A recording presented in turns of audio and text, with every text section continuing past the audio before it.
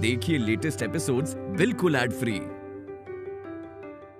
Bharat Ratna doctor Bhimrao Ambedkar को कोटि कोटि नमन। ये कार्यक्रम डॉक्टर भीमराव अंबेडकर के जीवन पर आधारित है, जहां भारत की जनता के प्रति उनके योगदानों को पूरी सजगता से चित्रित और रेखांकित करने का प्रयास है। कार्यक्रम में दिखाई गई घटनाएं लब्ध-प्रतिष्ठ पुस्तकों से ली गई हैं। इस कार्यक्रम के जरिए चैनल की ओर से एक विश्वसनीय, सजग और सकारात्मक प्रयास है कि डॉक्टर बाबा साहेब भीमराव अंबेडकर के जीवन की संघर्ष यात्रा एवं गौरव गाथा पूरे आदर के साथ घर घर पहुंचे और उनके योगदानों से सभी संपूर्णता में परिचित और आह्लादित हों। चलो जल्दी जल्दी हाथ चलाओ।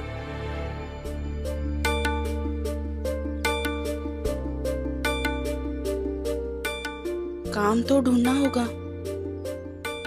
इनसे ही पूछ लेती हूँ। ये आज के दिन में खत्म हो जाना चाहिए सब।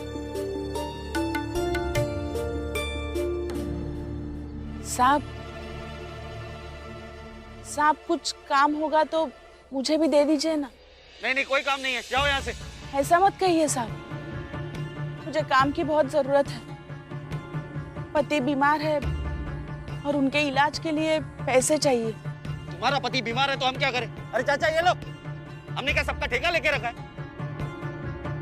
जाओ यहाँ से, ये लो।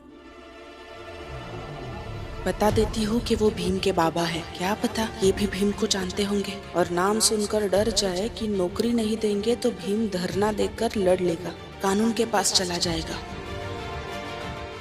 साहब, मेरे पति भीम के बाबा राम जी है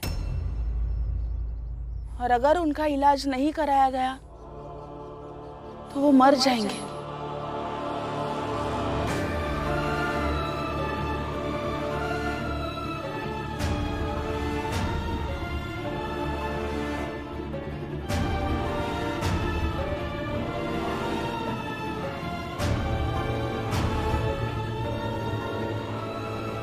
बाबा? कहीं दूसरी जगह पे काम ढूंढ लूंगी मैं। सुनो आई, क्या हुआ है बाबा को? कुछ नहीं। कैसे कुछ नहीं? अभी अभी तो आप कह रही थी कि बाबा बीमार है। हाँ, वो मैंने इसलिए कहा क्योंकि मुझे लगा मैं भीम का नाम ले लूंगी और उसे जोड़कर कुछ भी कह दूंगी तो शायद मुझे नौकरी मिल जाएगी, और कुछ नहीं। नहीं, आप झूठ बोल रही हो। मैं सही कह रही हूँ, कुछ नहीं हुआ बाबा को। चलती हूँ। कर लीजिए नौकरी। अब कर लीजिए आप नौकरी। जितनी मजदूरी सबको मिलती है उतनी आपको भी मिल जाएगी।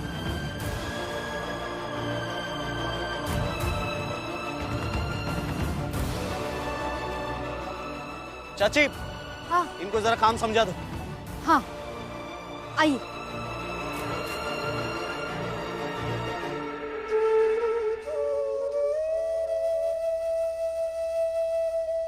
क्या हुआ है बाबा को? आई जैसे है वो तो मुझसे कुछ भी छुपा सकती है। मुझे पता लगाना होगा। हाँ, लगा लीजिए पता।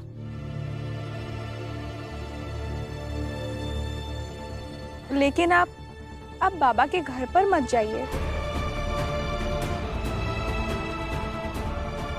करुणा, ये ऐसी बातें तुम कर रही हो? हाँ, क्योंकि दुश्मन नहीं हूं मैं आपकी और ना ही आपके घर वालों की। मैं बस ये कह रही हूँ कि आप जब भी वहां जाते हैं बेवजह ही कलेश होता है और सब परेशान होते हैं, और इसीलिए तो हम सब छोड़कर यहाँ अलग रहने आए हैं ना, और धीरे धीरे अच्छे से रह भी रहे हैं। फिर क्यों अभी वहां जाकर कलेश करना और सबको परेशान करना?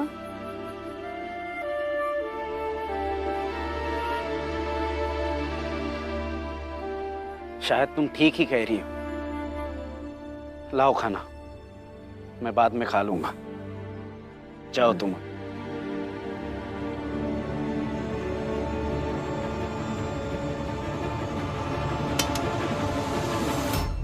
कहाँ जा रही हो? अभी अभी तुम ही कह रही थी ना कि हमारा इन सब से दूर रहना ही सही है। मत जाओ, कर लेंगी वो खुद से। तुम जाओ।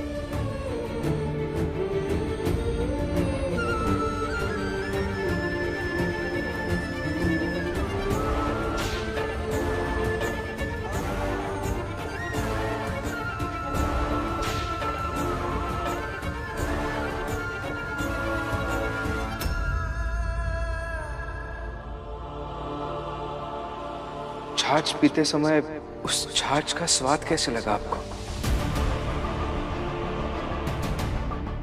हाँ, कुछ अलग तो लग रहा था, लेकिन जो भी हो, अब उसे लेकर सोचना या बात करना जरूरी नहीं है, वरना बात का बतंगड़ बनेगा। और अगर भीम को साजिश की भनक भी लगेगी तो फिर वो भी परेशान हो जाएगा।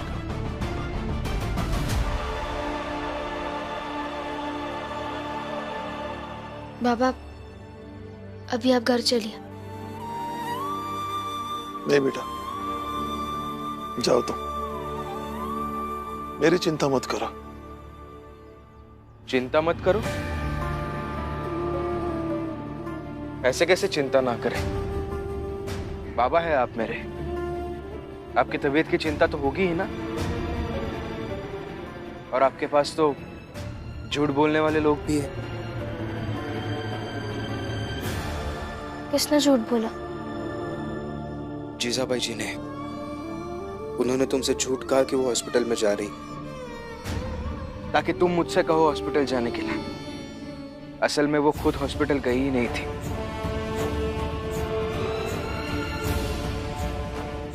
बाबा, मैं फिर एक बार पूछ रहा हूं, अगर आप कुछ छुपा रहे हैं तो बता दीजिए। हम बहुत परेशान हैं। कोई बात नहीं, जाओ तुम, अपना काम करो। अपना काम कैसे करूं? अपने बाबा की चिंता तो होगी ही ना। और जो कुछ भी हो रहा है उसका दुख भी हो रहा है। दुख सिर्फ तुम्हें ही नहीं होता, दुख तुम्हारे बाप को भी होता है। उस दिन, जिस दिन तुमने मुझे कह दिया था कि तुम मुझसे बात नहीं करोगे। बाबा, आप आनंद भैया को घर वापस नहीं बुला रहे हैं, इस बात को लेकर हम सब आपसे नाराज हैं। और अभी से मैं वैसा ही करूंगा जैसा आपने कहा। मैं आपसे बात नहीं करूंगा। उस समय नहीं सोचा था कि तुम्हारे बाप पर क्या गुजरेगी। लेकिन उस समय गलती आपकी भी तो थी ना। बोल रहा हूं ना, तो मुझे बोलने दे, और पूरा बोलने दे। मैंने आनंद को घर लाने से मना कर दिया, तो तुम मुझसे कह रहे कि मुझसे बात नहीं करेगा। लेकिन तुमने ये जानने की कोशिश नहीं की कि मैंने ऐसा क्यों किया, और आज जानने की कोशिश कर रहा है कि मेरे साथ क्या हुआ है।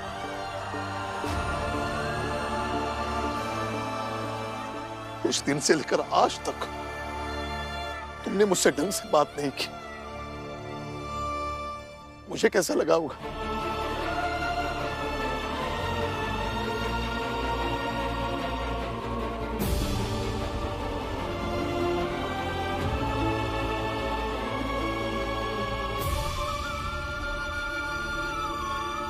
जब एक बेटा अपने बाप से बात नहीं करता तो उस पर क्या गुजरेगी, इसके बारे में कभी सोचा? जब तुम तकलीफ में होते तो मुझे भी तकलीफ होती है, लेकिन एक बाप होने के बावजूद मैं तुमसे बात नहीं कर पाता। सोचता हूं बोलूं या ना बोलूं, क्योंकि तुम्हारे नजरों में मैं गलत था ना।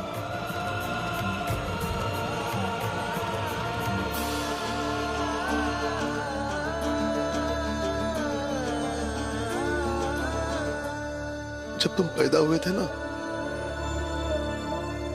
सबसे ज्यादा खुशी मुझे हुई थी, भीमाबाई को हुई थी।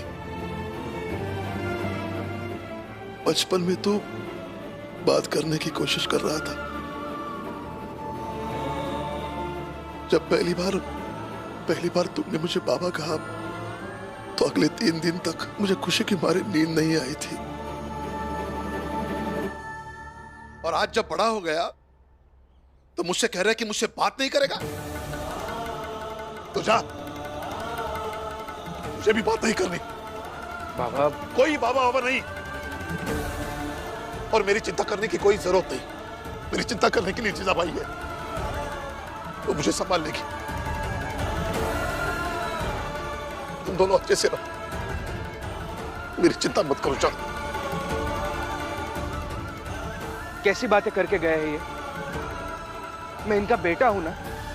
मैं नहीं चिंता करूंगा तो कौन चिंता करेगा इनकी? क्यों ये सब बोल के गए ये? ये भी तो प्रेमी है ना उनका। और फिर उस दिन उन्हें बुरा लगा था, आज उन्हें मौका मिल गया तो उनके दिल की सारी बातें उन्होंने कह दी। और अच्छा ही किया उन्होंने, क्योंकि मन में अगर कोई बात दब जाए तो वो रिश्ते पर और ज्यादा बुरा असर करती है। और ये सब मैं क्यों समझा रही हूँ आपको? अब तो खुद समझदार है ना। लेकिन मैंने उनसे सिर्फ इतना पूछा था कि कृपया करके मुझे बताएं कि वो क्या छुपा रहे हैं। उनकी तबीयत के बारे में पूछा था।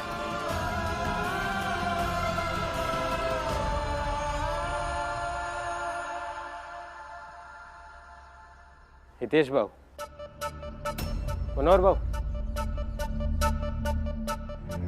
हम गरीबों की जिंदगी में सुख कितने कम दिनों का होता है।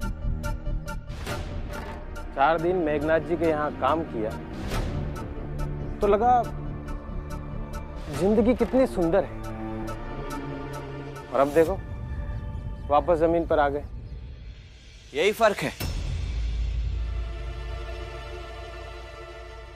भीख और मेहनत में।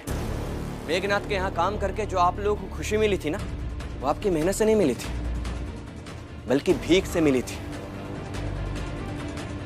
और जो मेहनत से प्राप्त होता है वो टिकाऊ होता है, लंबे समय के लिए होता है। उसका समय के साथ क्षय नहीं, बल्कि समय के साथ उसमें वृद्धि होती है। और जो भीख से मिले वो दूसरों की मर्जी पर निर्भर करता है।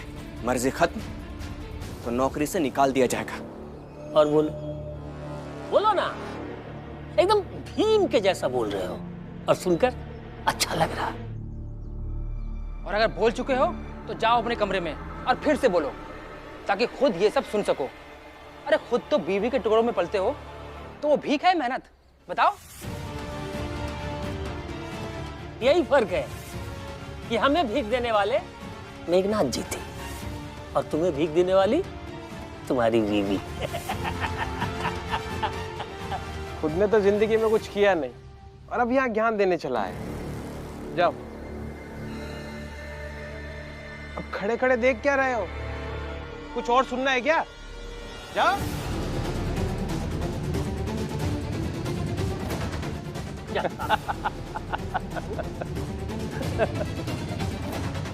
बाबू, जोकू और फुलिया कपड़ा लाने गए। अब देखते हैं कि कौन क्या लाता है। इंतजार करते हैं दोनों के आने का। अब काम ही क्या बचा है, बस चाल में बैठ करके मनोरंजन प्राप्त करते हैं।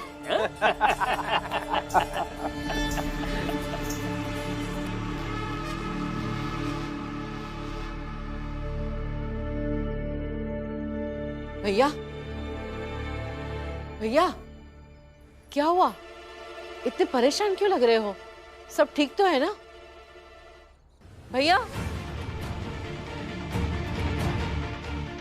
भीम, भीम क्या हुआ?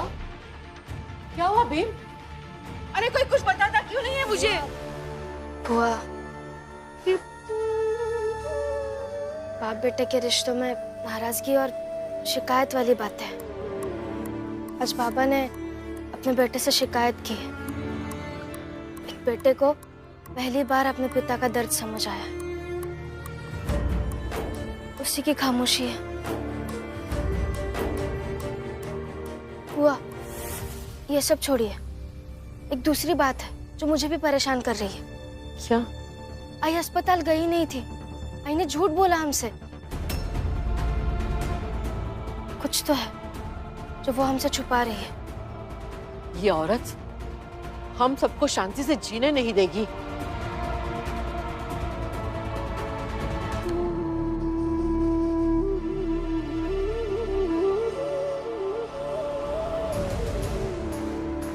अब तक तो दीदी, रमा और उन्हें सबको पता चल गया होगा कि मैंने घर में झूठ कहा था कि मैं अस्पताल जा रही हूँ।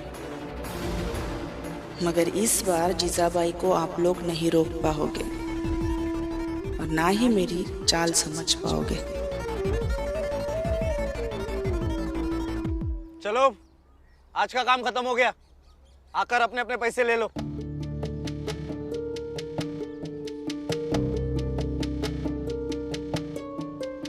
चलो, आज का काम हो गया, अभी बाकी कल कर लेना।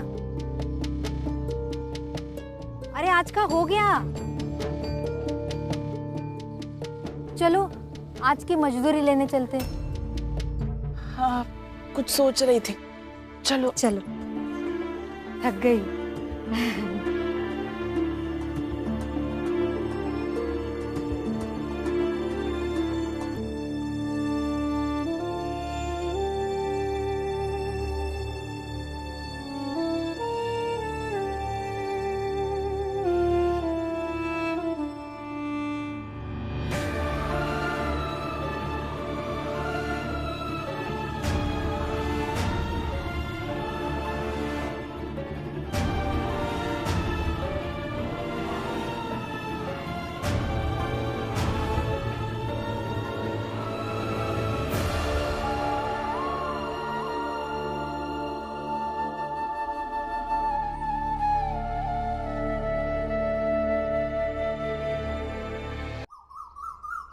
हितेश भाऊ, जनार्दन, ये देखो, इतने सारे कपड़ा मिले।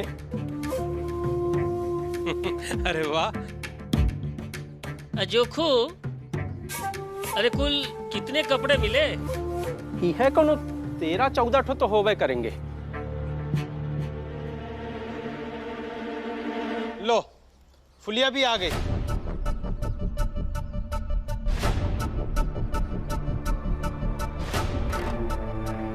अरे फुलिया, एक भी कपड़ा नहीं मिला, मतलब फुलिया हार गई। अरे हम तब पहले दिन से ही कह रहे हैं कि का हमरा मुकाबला करेगी। ए फुलिया, अब भी समय है, चेत जा और आए कि हमरे पैर पकड़ के माफी मांग ले तो हम माफ भी कर देंगे और अपनी दुकान माँ काम पे भी रख लेंगे, जैसे पहले रखे रहे हैं। हमके करने ना ही काम। तब तो फिर तक काम भी न कर पाएगी। रमा, तै इधर आना।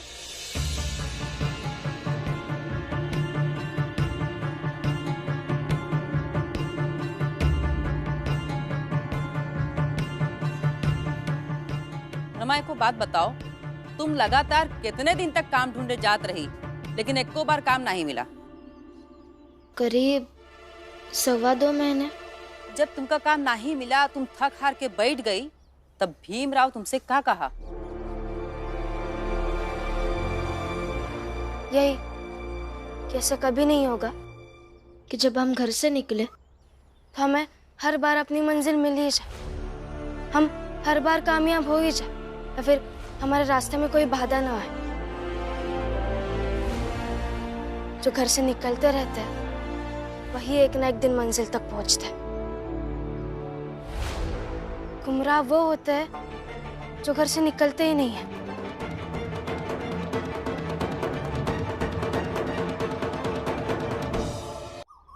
सुने जोखू, सुन लिए ना, तो ये बकैती करना छोड़ो और अच्छे से समझ लो कि आज नहीं तो कल हमका भी कपड़ा मिले लगेगा। हाँ हाँ, देखा।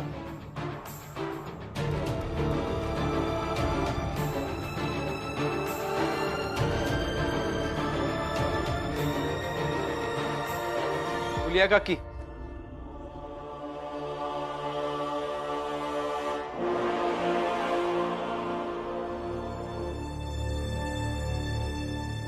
ये हमारे घर के कुछ कपड़े हैं, आप धोकर देंगी क्या?